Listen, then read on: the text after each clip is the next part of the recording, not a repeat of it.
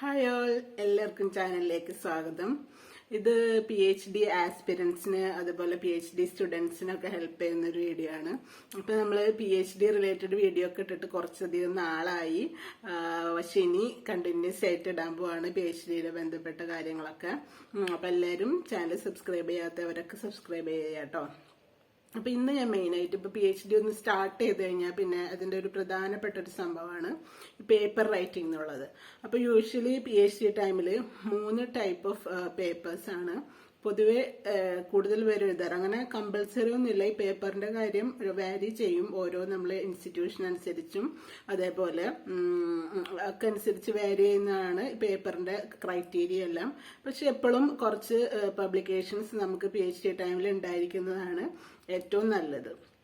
അപ്പോൾ ഈ പേപ്പർ സ്റ്റാർട്ടിങ്ങിൽ ഇപ്പം നമ്മളൊരു ടോപ്പിക് നമുക്ക് കിട്ടിക്കഴിഞ്ഞാൽ അതിൻ്റെ എപ്പോഴും നമുക്ക് ചെയ്യേണ്ടി വരും ലിറ്ററേച്ചർ സർവേ ചെയ്യാന്നുള്ളതാണ്. അതായത് ആ പേപ്പറിൽ ഇതുവരെ എത്രത്തോളം വർക്ക്സ് നടന്നെന്നുള്ളത്.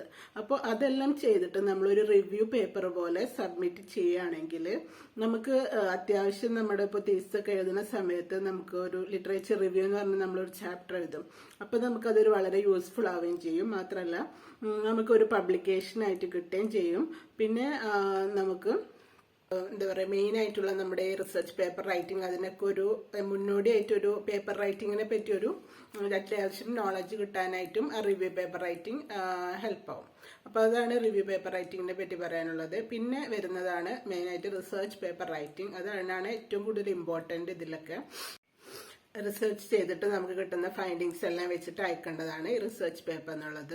അപ്പൊ അതിന്റെ പ്രധാനപ്പെട്ട ശ്രദ്ധിക്കേണ്ട കാര്യങ്ങൾ എപ്പോഴോ ക്വാളിറ്റി ഓഫ് പേപ്പർ നമ്മൾ ശ്രദ്ധിക്കണം. കാരണം ഇപ്പൊ ഇന്ത്യയിലാണെങ്കിൽ UGC ആണ്. ഇപ്പൊ നമ്മുടെ UGCയുടെ ഒരു കെയർ ലിസ്റ്റ് ഉണ്ട്. അപ്പൊ അതിൽ പെടുന്നതാണോ നമ്മുടെ പേപ്പറിന് നമ്മൾ വെരിഫൈ ചെയ്യണം. അല്ലാതെ ഇപ്പോ ചില ജേർണൽസ് ഒക്കെ അവർ കെയർ ലിസ്റ്റിലാണെന്ന് അവരുടെ വെബ്സൈറ്റിലൊക്കെ പറഞ്ഞാലും അങ്ങനെ അവർ പറഞ്ഞാലും ആക്ച്വലി കെയർ ലിസ്റ്റിൽ ഉണ്ടാവണമെന്നില്ല. അപ്പൊ അത് UGCയുടെ സൈറ്റിൽ തന്നെ കെയർ ലിസ്റ്റ് ഉണ്ട്. അതിൽ പോയി നിങ്ങൾ ഉദ്ദേശിക്കുന്ന ജേർണൽ അതിൽ പെടുന്നുണ്ടോ എന്ന് ചെക്ക് ചെയ്യണം.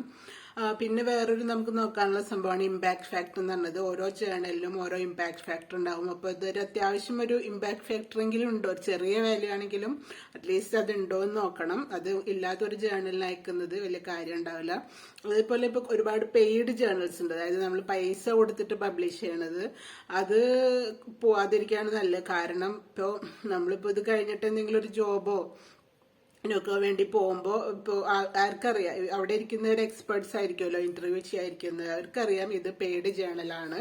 അപ്പോൾ അതിന് അത്രയൊരു വാല്യൂ അവരും കൊടുക്കുള്ളൂ. അപ്പോൾ കഴിയുന്നതും നമ്മളിങ്ങനെ ഫ്രീ ആയിട്ടുള്ള നമ്മളെ പേപ്പറിന്റെ ക്വാളിറ്റി കൊണ്ട് മാത്രം തന്നെ പബ്ലിഷ് ആവുന്ന ജേർണൽസിൽ പേപ്പർ പബ്ലിഷ് ചെയ്യാൻ നോക്കാം. അതാണ് റിസർച്ച് പേപ്പറിനെ പറ്റി മെയിൻ ആയിട്ട് പറയാനുള്ളത്. PhD ടൈമിൽ അങ്ങനെ മിക്കവാറും ഒരുപാടൊന്നും മിനിമം 2 എണ്ണൊക്കെ വേണമെന്നാണ് പൊതുവെ കണ്ടീഷൻസ് ഉണ്ടാവുക. അപ്പോൾ കൂടുതലുണ്ടായാലും നല്ലത് തന്നെ.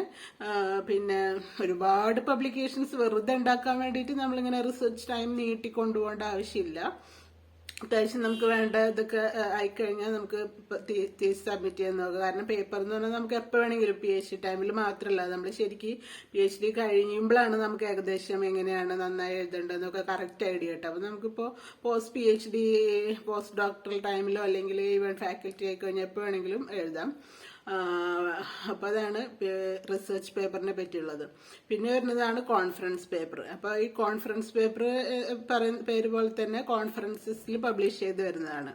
അപ്പൊ അതിൽ ഓരോ കോൺഫറൻസസും ഈ കോൺഫറൻസ് സെലക്ട് ചെയ്യുമ്പോൾ നമ്മൾ ശ്രദ്ധിക്കണം, ഇന്റർനാഷണൽ കോൺഫറൻസസ് പോവായിരിക്കും ഏറ്റവും നല്ലത്.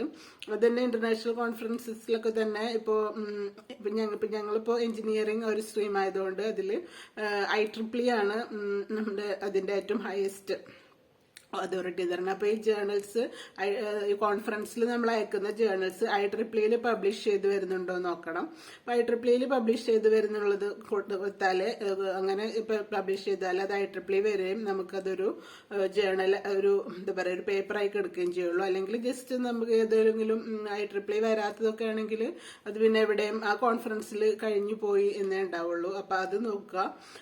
പിന്നെ കോൺഫറൻസ് സെലക്ട് ചെയ്യുമ്പോൾ നോക്കാനുള്ളത് അതിൽ രജിസ്ട്രേഷൻ ഫീ ഒക്കെ ഉണ്ടാവും. അപ്പോൾ രജിസ്ട്രേഷൻ ഫീ ഒക്കെ കുറേയൊക്കെ നമ്മൾ ഈ PhD ചെയ്യുന്ന സമയത്ത് നമുക്കൊരു കണ്ടിജൻസി എന്ന് പറഞ്ഞിട്ടുള്ള ഒരു ഫെലോഷിപ്പ് ഉള്ളവർക്കാണെങ്കിൽ ഒരു കണ്ടിജൻസി എന്ന് പറഞ്ഞൊരു എമൗണ്ട് കൂടി ഉണ്ടാവും. അപ്പോൾ അതിൽ നമുക്ക് ഈ രജിസ്ട്രേഷൻ ഫീ ഒക്കെ വെക്കാൻ പറ്റും.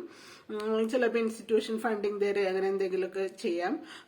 പിന്നെ കോൺഫറൻസിന് പോകുമ്പോൾ മാക്സിമം ശ്രദ്ധിക്കേണ്ടത്, നമ്മൾ മിക്കവാറും ഇപ്പം നല്ല നല്ല കോൺഫറൻസസ് ഒക്കെ ആണെങ്കിൽ, പ്രത്യേകിച്ച് ഇന്റർനാഷണലി ഇന്ത്യയിൽ തന്നെ ആയാലും ഏറ്റവും ടോപ്പ് കോൺഫറൻസസ് ഒക്കെ ആണെങ്കിൽ അതിൽ നമ്മൾ ആ പ്രത്യേക ഫീൽഡിലുള്ള വേൾഡിലെ പിയേഴ്സ് ഒക്കെ എക്സ്പേർട്സ് ഒക്കെ വരും അവിടെ. അപ്പൊ നമുക്ക് അവരെ നേരിട്ട് മീറ്റ് ചെയ്യാനും, പിന്നെ ഇപ്പോൾ PhD ഒക്കെ കഴിയാറാവുമ്പോൾ സമയമാണെങ്കിൽ നമുക്ക് പോസ്റ്റ് ഡോക്ടറൽ ഫെലോഷിപ്പോ അല്ലെങ്കിൽ അങ്ങനെയൊക്കെ ട്രൈ ചെയ്യുന്നുണ്ടെങ്കിൽ നമ്മൾ അതൊരു നല്ല ഓപ്പർച്യൂണിറ്റി ആയിട്ട് കോൺഫറൻസിന് യൂസ് ചെയ്യണം. നമ്മളെ എക്സ്പേർട്സിനെ മീറ്റ് ചെയ്യാൻ, അതേപോലെ മറ്റ് ഫ്രണ്ട്സിനൊക്കെ ആയാലും റിലേറ്റീവ് ഫീൽഡിൽ വർക്ക് ചെയ്യുന്ന. അപ്പോൾ അങ്ങനെ അതാണ് കോൺഫറൻസസിന്റെ മെയിൻ ആയിട്ടുള്ള ബെനിഫിറ്റ്. പിന്നെ ഈ പറഞ്ഞ പോലെ നമുക്ക് PhD ടൈമിൽ ഫണ്ടിങ് കിട്ടുന്നതുകൊണ്ട് മിക്കവാറും യൂണിവേഴ്സിറ്റീസ് കുറെ ഫണ്ടിങ് കൊടുക്കുന്നുണ്ട് ഈ കോൺഫറൻസസിന് പോകാനായിട്ട്. പിന്നെ അതല്ലാതെ UGC, CSIR അങ്ങനെ പല ഏജൻസീസും ഇന്റർനാഷണൽ കോൺഫറൻസസിന് പോകാനായിട്ട് ഫണ്ടിങ് കൊടുക്കുന്നുണ്ട്. അപ്പൊ നമുക്കിത് കിട്ടുന്ന ഒരു PhD സ്കോളേഴ്സിന് ഒരു ബെനിഫിറ്റ് ആണല്ലോ. അപ്പൊ നമുക്കത് യൂട്ടിലൈസ് ചെയ്തിട്ട് മാക്സിമം കോൺഫറൻസസിനൊക്കെ പോവാം. അപ്പൊ അതാണ് കോൺഫറൻസിനെ പറ്റിയുള്ളത്. പിന്നെ ഇതെല്ലാം PhD ചെയ്യുന്നവർക്ക് മാത്രമല്ല ബാധകമായിട്ടുള്ള, ഇവൻ ഒരു PG ചെയ്യുന്നത് MTechോ അതായത് MSCയോ ഇപ്പൊ ഈ റിവ്യൂ പേപ്പർ റൈറ്റിംഗ് ആയാലും റിസർച്ച് പേപ്പർ റൈറ്റിംഗ് ആയാലും കോൺഫറൻസ് പോകുന്നതായാലും എല്ലാം ഇപ്പോൾ നമ്മൾ അവിടുത്തെ ഒരു ഫാക്കൽറ്റിയുടെ സപ്പോർട്ടും ഒക്കെ ഉണ്ടെങ്കിൽ, എനിക്കറിയാം പലരും പേപ്പറൊക്കെ ആയിരിക്കണം അവരുടെ PGക്കാർക്ക് മിക്കവാറും ഒരു പ്രൊജക്റ്റ് ഉണ്ടാവുമല്ലോ ലാസ്റ്റ് സെമ്മില്. അപ്പൊ അതിന്റെ റിസൾട്ട് ഒക്കെ വെച്ചിട്ട് കുറെ പേര് പേപ്പറൊക്കെ ആക്കാറുണ്ട്. അപ്പൊ അങ്ങനെ പേപ്പർ ആക്കുന്നതിന്റെ ഗുണം എന്താന്ന് വെച്ചാല്, നമുക്ക് ഇപ്പൊ ഒരു ജോബ് ഇപ്പൊ PG കഴിഞ്ഞിട്ട് PhDക്ക് ട്രൈ ചെയ്യുന്നുണ്ടെങ്കിൽ നമ്മളിപ്പോ ഒരു സൂപ്പർവൈസറുടെ അടുത്ത് പോകുമ്പോൾ അവർക്ക് അതൊരു നമ്മളെടുക്കാൻ വേണ്ടിയിട്ടുള്ള, കാരണം ആൾക്ക് അത്യാവശ്യം അറിയാം കാര്യങ്ങൾ, പേപ്പർ എഴുതുന്ന കാര്യങ്ങളും റിസർച്ച് ചെയ്യുന്നതിനെ പറ്റിയൊക്കെ ഒരു ബേസിക് ഐഡിയ ഉണ്ടെന്ന് മനസ്സിലാക്കിയിട്ട് അവർ നമ്മളെ റിസർച്ചിനോ അല്ലെങ്കിൽ ഇപ്പൊ ഈവൻ ജോബിനാണെങ്കിൽ പോലും ഇപ്പോൾ ഒരു പേപ്പറൊന്നും ഇല്ലാത്ത ഒരാളും പേപ്പറുള്ള ഒരാളും കൂടി പോയി കഴിഞ്ഞാൽ അവർക്കായിരിക്കും കൂടുതൽ ബെനിഫിറ്റ് കിട്ടുക.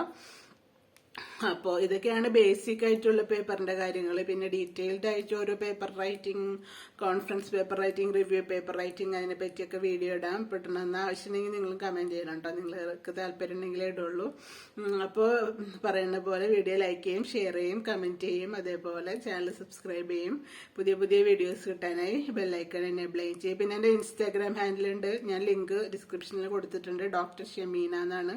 അതിൽ ഞാൻ PhD റിലേറ്റഡ് സംഭവങ്ങൾ മാത്രമാണ് ഷെയർ ചെയ്യാറ്. അപ്പം അത് ഫോളോ ചെയ്താൽ നിങ്ങൾക്ക് അവിടെ കുറെ ഇൻഫർമേഷൻ കിട്ടും. പിന്നെ ഞാൻ ഫ്യൂച്ചറിൽ ഒരു ഇതുകൾ പ്ലാൻ ചെയ്യുന്നുണ്ട്, ഓരോ നിങ്ങൾക്കായിട്ടുള്ള പല പല പ്രോഗ്രാംസ് ഒക്കെ. അപ്പൊ അതൊക്കെ വരുന്ന വഴിക്ക് അപ്ഡേറ്റ് ചെയ്യാം. അപ്പോൾ നമുക്ക് അടുത്ത വീഡിയോയിൽ കാണാം. ബൈ.